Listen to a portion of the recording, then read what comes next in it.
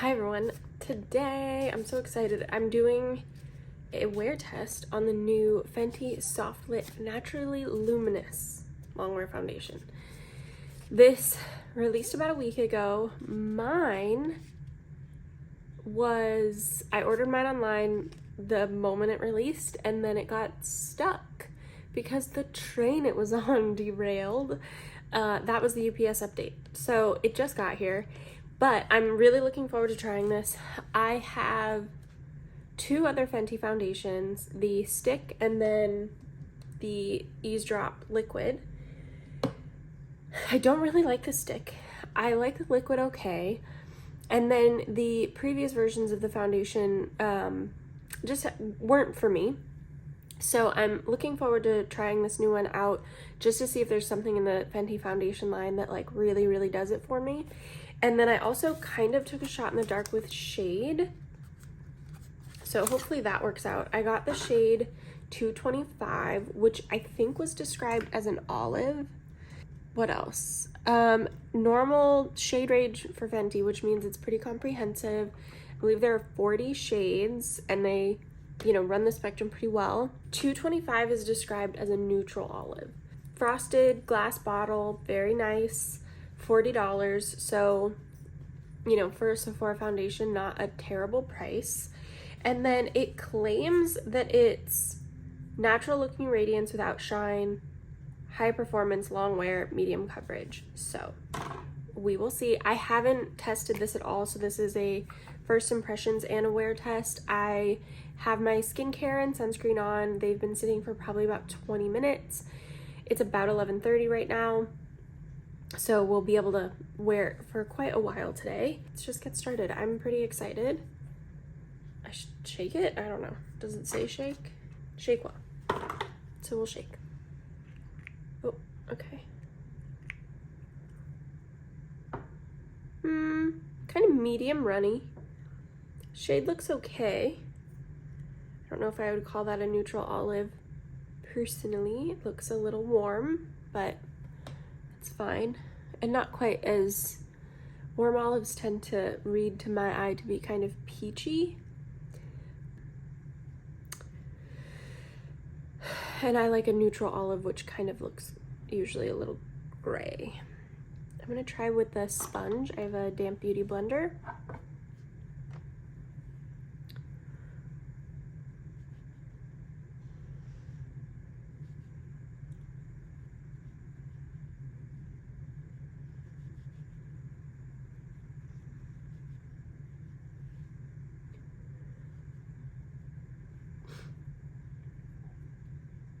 Y'all, I'm trying really hard to like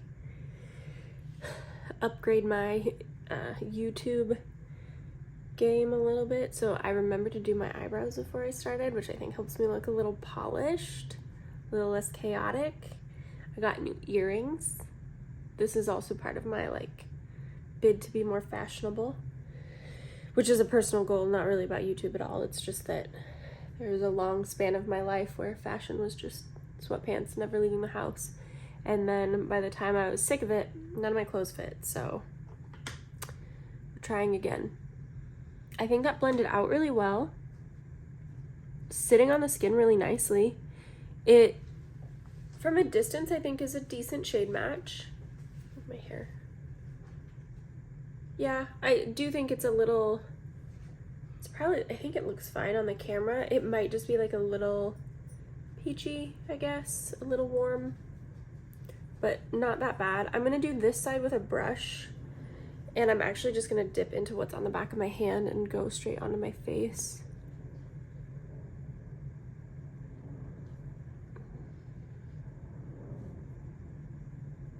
And this is a version of that Adept Cosmetics heart-shaped brush, which is very good, by the way.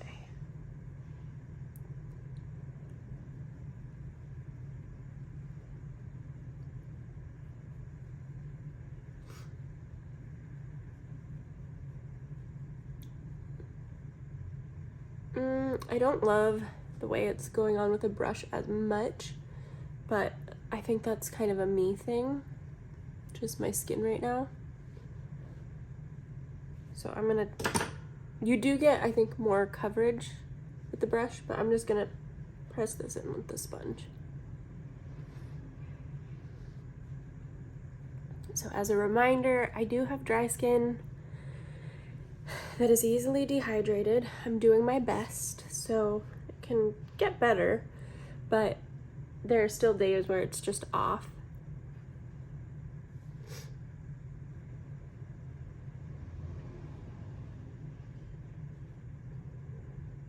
Almost used up everything on the back of my hand, so I'm gonna go in with a little bit more, mostly on my forehead, because I missed that half of it. I can also feel a cat hair on my face, even though I cannot see it. It's not really sitting well on my nose. And my nose is one of my trouble zones, so it's hard to know if that's because I didn't like skincare well enough last night. All right, we're doing pretty good. I will say I'm not loving how it looks right here. There are the places on my face where I will most likely see texture are here on my chin and here. So again, usually if I do like a deep exfoliation, that becomes less of a problem. The right hydrating layers, of course. It can also look very similar to how foundation sits if you're wearing like the wrong skincare underneath something and things are pilling. But usually it's actually my skin texture and not that. Okay, so I'm gonna really look up close, see how I feel. It's weird because it actually just kind of looks better on the side that I started with the sponge. I'm gonna get uncomfortably close to the camera because it is kind of catching the texture that's here on my chin. Like right here. And then my forehead. And so that, like I said, it's kind of like, that is where stuff will catch for me. And if I had done unfortunately, the Drunk Elephant 10% glycolic is like the best exfoliator for my skin. It's like what always works for me. And I just don't use it that often. I use a lighter chemical exfoliator like 2 to 3 times a week. But I kind of noticed that like about 2 weeks, I should go in with a stronger glycolic, and just that will really like knock that out. So there is a skincare avenue for this foundation to probably look really good on my skin, but it's also one of those things where for something that's going to be kind of targeted towards dry skin, I think that that's one of the things that is an issue with dry skin, is that usually your skin cells just don't slough off quite as well. So you can get that kind of like patchy skin texture thing. Like where my skin is nice, it's sitting really, really nicely. I think that's just kind of like a dry skin thing. And then I'm not going in with anything else new today. I'm going in with my Haus Labs concealer because I haven't used it in a while, and I just kind of want to revisit my thoughts about it because I feel like it's really kind of polarizing. Like a lot of people really like it, but then there are other people that are like, this is not it. And I don't remember having strong feelings either way. So I will say the Fenty foundation kind of did enough. I don't feel like I need a ton of concealer. I'm not even gonna put it on my chin. Yeah, I think that looks pretty nice actually. So I do have something new for the face, and I guess still I'm not sure if I'm gonna do a dedicated video, but this is one of the Chanel, what are these called? Healthy Glow Sunkissed powder from the Beiges collection of this year, and this is the shade Medium Coral. I picked it because of the blush, can you tell? I'll use this on camera and just show it to you. I got 2. I wish I had gotten different shades than I had gotten. I got Medium Coral and Medium Rose Gold, and I kind of wish I had gotten Light Coral and Dark Deep Rose Gold, because weirdly enough, the Deep Rose Gold looks like the highlighter is brighter, and in the Light Coral, highlight's also brighter, and the blush looks like it has more of a sheen to it, which I like a blush with a sheen, so I'm kind of bummed about that. I'm not unhappy with my choices. I just think I may have preferred those. Also, the deepest one this year, Chanel went much deeper than they usually go, which is, we're excited about that. And also the colorway just looks gorgeous. And the powders are fairly pigmented, but I'd say still pretty buildable. I think I could probably get away with the deep one, the deepest, which is like deep mauve, I think, if I used a really light hand. Like, they do have that flexibility. The Chanel is also like strongly scented, but I really like the beige fragrance, so it's not a bad thing to me. I will say, from like a medium distance, like I'm looking at my mirror about where my camera sits, the foundation is looking really nice on. I like the finish of it. It's a little tacky to the touch, so I wouldn't say that it's like fully setting down, but it's not super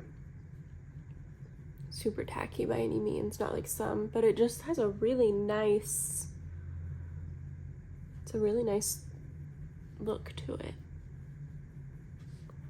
Now I'm gonna go in with the blush in this palette. The nice thing, depending on, I guess, your preferences and what you like, is that with the 3-in-1 you can also mix them together, so you can have like, you know, that like reddish bronzy look. You could just swirl them together. You can swirl the bronzer and the highlight together and get that. So I think it's meant to be kind of like a types of bronzer trio.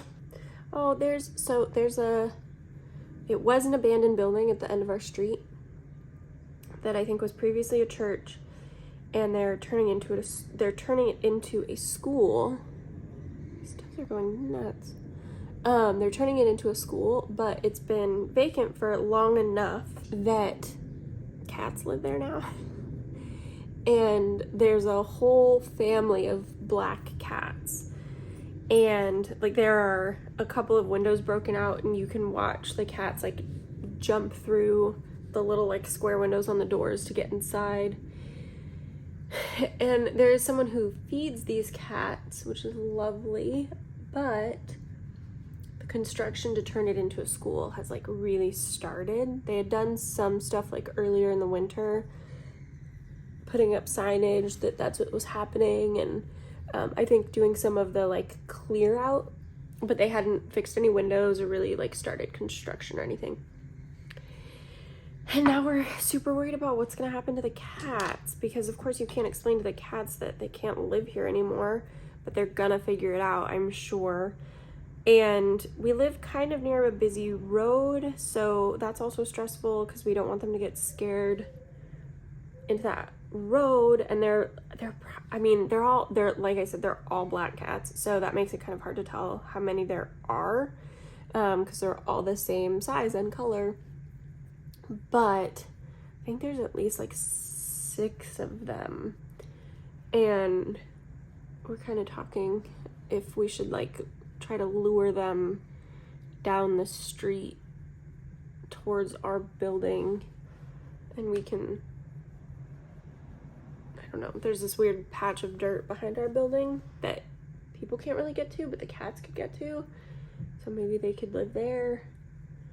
And our building has plenty of rat traps set out, so probably they would help with that, but we're stressed. I don't know, it's like, do we try to set up a trap and release? I don't know how friendly they are. The cats don't try to approach us at all. Like, they don't want anything to do with us when we're out. So I don't know that they could be like homed very easily because they're all adults. But anyway, and this is the highlight from the Beige. I think I need that'll be fine. I think I could get more from this if I had a...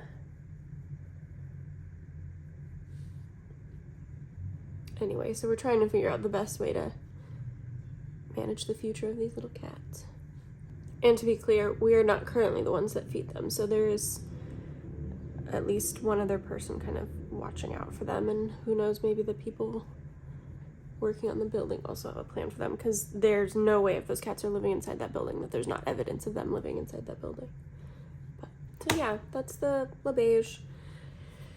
I really like it, but I knew I would. I like the Le Beige stuff every summer. I need to do like a Chanel video, because I never even did anything for the winter, the Rivage. Never did anything for that, but I do own stuff from that. So anyway, I'm gonna cut it here. I'm gonna do some eyeshadow. I just got these Adept palettes. So it is about 8 o'clock, which means we're 8.5 hours in. And this is really the first time that I've looked at my makeup today, and you know, we're not looking excellent, honestly. And this was a pretty like low impact day. Look at my laundry. Anyway, so you can see it's rubbed off on my chin, which I'm sure means I've touched my chin. And it's really picking up on the texture right here. It came off my nose. I don't think my forehead looks great. It kind of looks heavy on my forehead.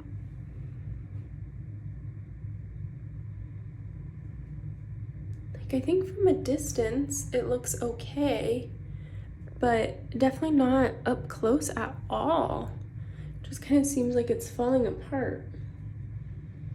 And the weird thing is, like, my blush still looks really good, so it's not fading.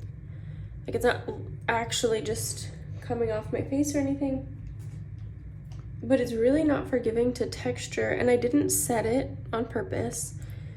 And I haven't touched up, obviously, but yeah, it just looks really heavy around here, really catching all that dry stuff down here, and overall not super impressed for long wearing claims, I guess. It did look really nice this morning, but 8.5 hours in for it to look kind of that bad there and that bad here, I'm not in love with it. I'll try it again tomorrow. Maybe I'll set it, and maybe use a primer and just kind of see, but I don't know. And again, like, looking at myself in my mirror, so it's even further away, right? I'm not horrified, but up close, I'm kind of not thrilled. So, yeah, if anything significant changes, I'll update in a later video if I find out how to wear it or whatever. But it's not like I did much today, and it wasn't super hot today, so I can't imagine it would hold up. Cypress. I can't imagine it would hold up very well in other circumstances. If on a low-key day it doesn't. And I probably am not going to do an additional checkup, since at 8.5 hours, this is where it's at. Yeah, anyway, hope this was interesting, helpful, useful. See you in the next one. Okay, this is just real quick, but this is my 3rd time wearing the new Fenty Soft'lit foundation. And for me, with my, like, even my very dry skin, this just needs, like, almost no skincare underneath it. And then it wears on me pretty well, so I just wanted to update. So it's like 10 o'clock right now, so this is like probably 11 hours of wear, and you might be able to see, like, it's a little worn off on my chin, and like maybe a little heavy like right here, but overall I think it looks way better than it did the first time I wore it. So I usually do like hydrating layers, essences, and, you know, just like light, very liquid layers, and then a fairly hydrating sunscreen. And so I just did like one hydrating layer and a lighter weight sunscreen under it today, and it did great. And then I powdered it in some places too. So definitely a different experience. Just doesn't need a lot of skincare, even for dry skin, in my experience. Hopefully this is a useful update.